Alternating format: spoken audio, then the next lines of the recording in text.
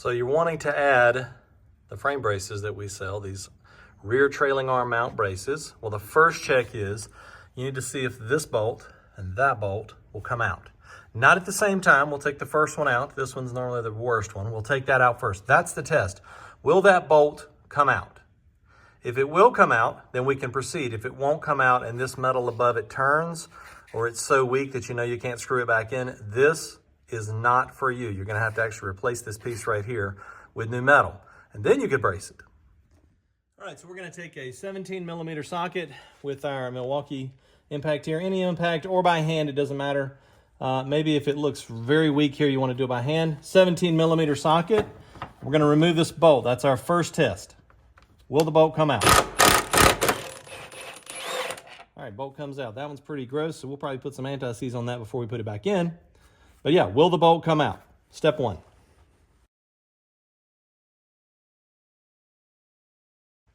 All right, as you get ready to prepare surfaces, you're gonna have to get up in here and scrape out. You have to scrape out some body caulk. You can see where I've already been scraping a little bit there. And then you're gonna prep these surfaces with a wire wheel. We're gonna dry fit the piece up in here, and then we're gonna mark kind of where it is where we really wanna get it clean. And then we'll come back and take the wire wheel, clean it all up, place the piece, and then we'll be ready to weld. But we're gonna go through all that as we look at this. And as you look at the pieces and prep for this, you'll see that one side has an angle and the other side is squared. The squared side always goes to the outside. And so we're gonna stick this piece up in here, slide it up in, get it to seat, just like that. And then we're just gonna kind of mark. This is a general marking, not a specific marking, but it's just gonna kind of let us know where our welding lines are gonna be, where we can weld, where we can't weld. This is just general markings all over it to know what really needs to be cleaned up. All right.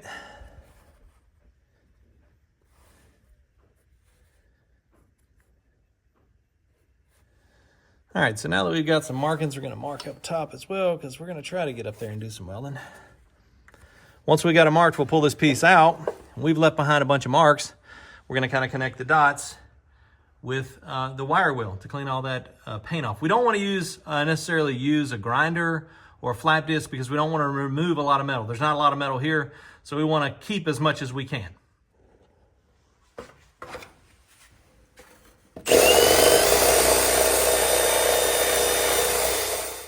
All right, so to do the cleanup, to get the metal off, and even to honestly get the seam weld off, the body glue, whatever you want to call it, I used wire wheels, that one and that one.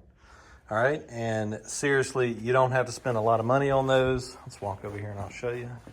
Shop's a bit of a mess right now because we got a lot going. Cheapos from Harbor Freight. This was like $6. But you get the big wheel, 2 of those wheels, 2 of the small wheels, and then 1 large wheel. I just picked out the ones I thought would work. Have at it, and once you have it clean, that's kind of what it's gonna look like, okay? Shiny metal, it's what you wanna see, is shiny metal. I'm gonna take the air and blow that off and prep this a little bit more. So I'm just gonna wipe this down a little bit more, blow it off with air, and then we're gonna be ready to weld this. And you can see I also got up in here, I need to clean that up a little bit more. We've got some stuff hanging around, so I'll go back up in there and clean that up a little bit more so the welds are good. But yeah, prep the surfaces really well. Again, on these pieces here, we've got steel it on there, and that is, as they say, weldable. And on our test pieces over here, we showed that you definitely can weld right through it. Some of those aren't pretty, some of those are actually downright ugly. But yeah, you can weld right through that stuff. So that's why we're using it. Here we go. Once our metal is fully prepped, we're going to put the 2 pieces together just like this. All right, angled piece to the inside, square piece to the outside. And then our lower bracket that ties us in, I put 2 bolts in there. Those are 13mm. We just put those in, and I'm gonna fit this up in here.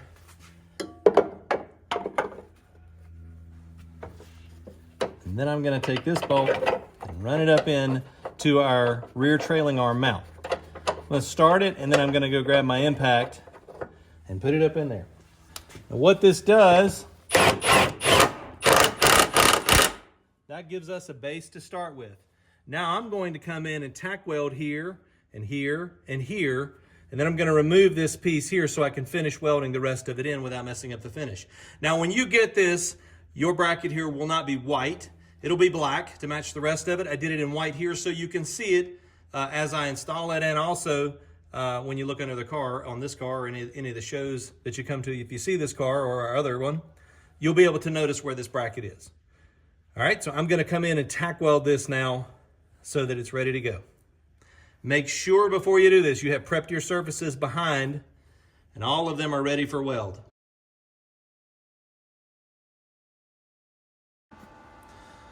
All right, now once you've got it tack welded, I did a good bead there, seam, tack there, tack up there, tack over there. Once you've got some tack welds, you're gonna take the 13 millimeters off there and take that 17 back out at the bottom. I did forget to mention one thing before you start.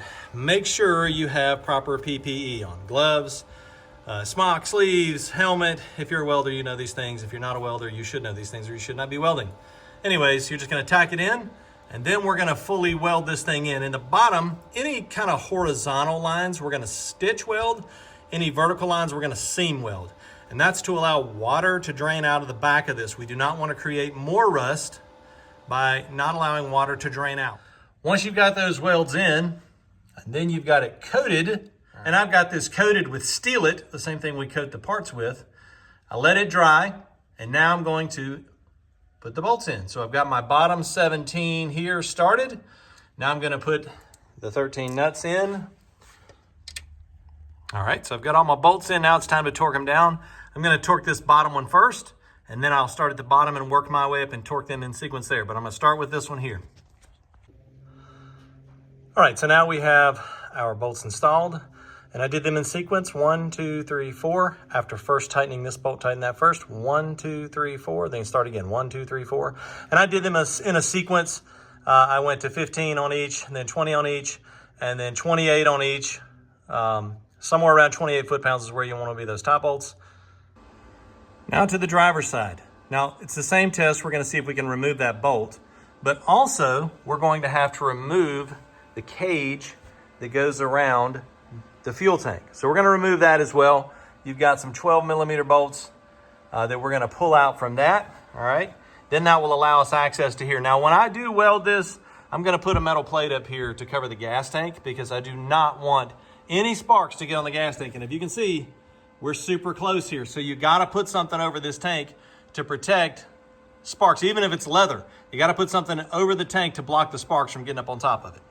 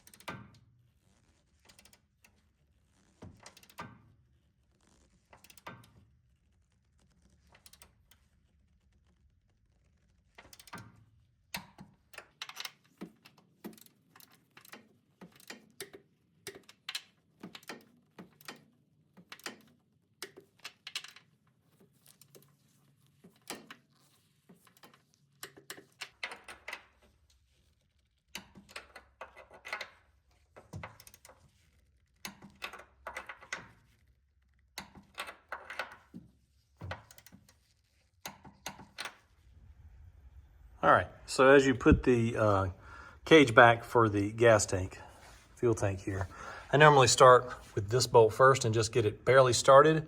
Then go back here to this bolt, which is the longer bolt. All right, you'll have one longer bolt. That's the longer bolt. Put that in, this one first, that one, and then come up here and get these other two in whichever order you want. And then don't tighten any of them all the way down until you have them all in. And that actually goes for even if you're not adding this at any point, you put this thing back on.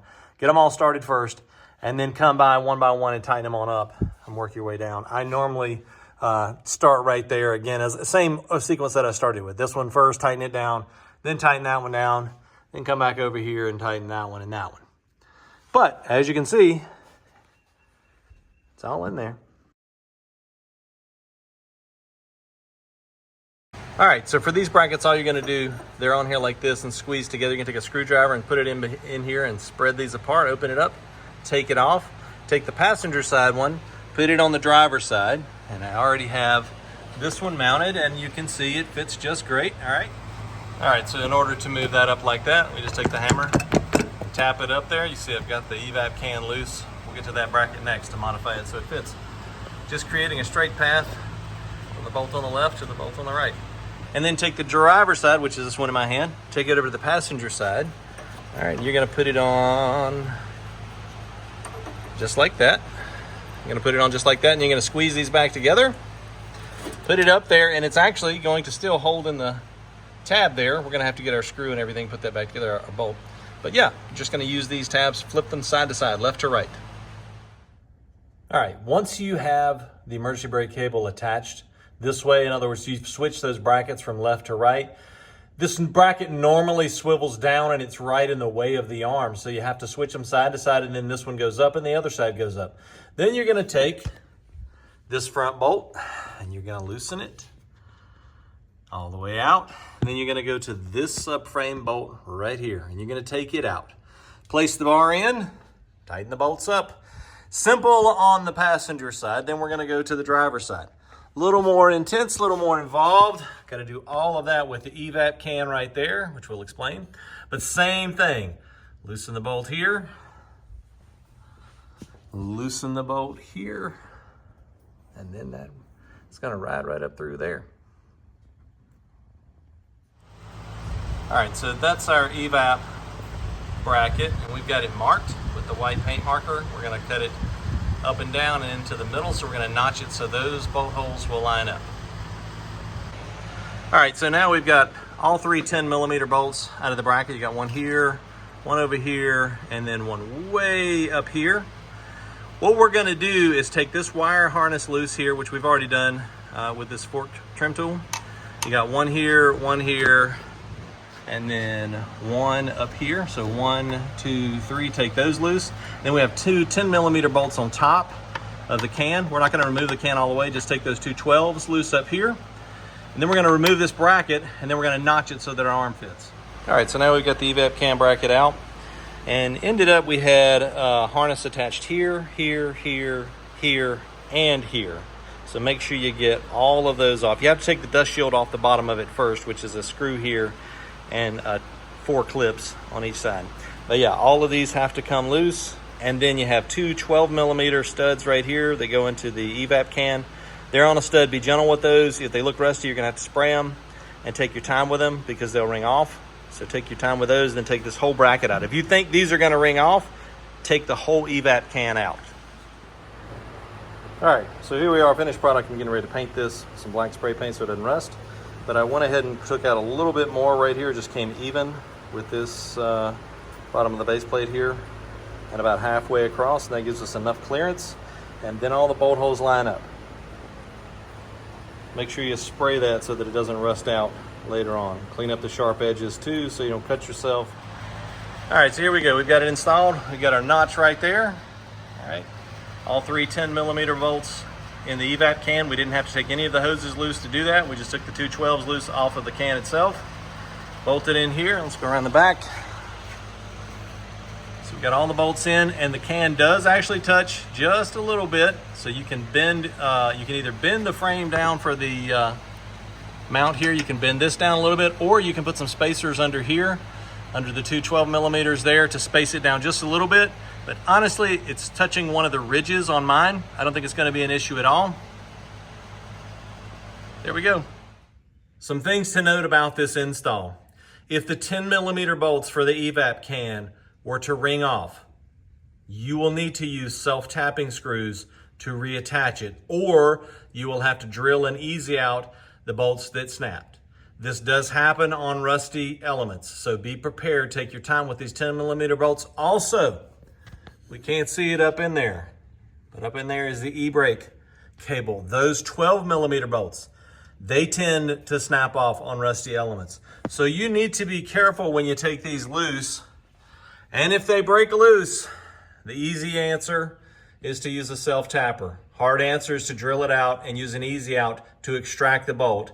Clean up the threads and then apply anti-seize if you reuse those bolt holes.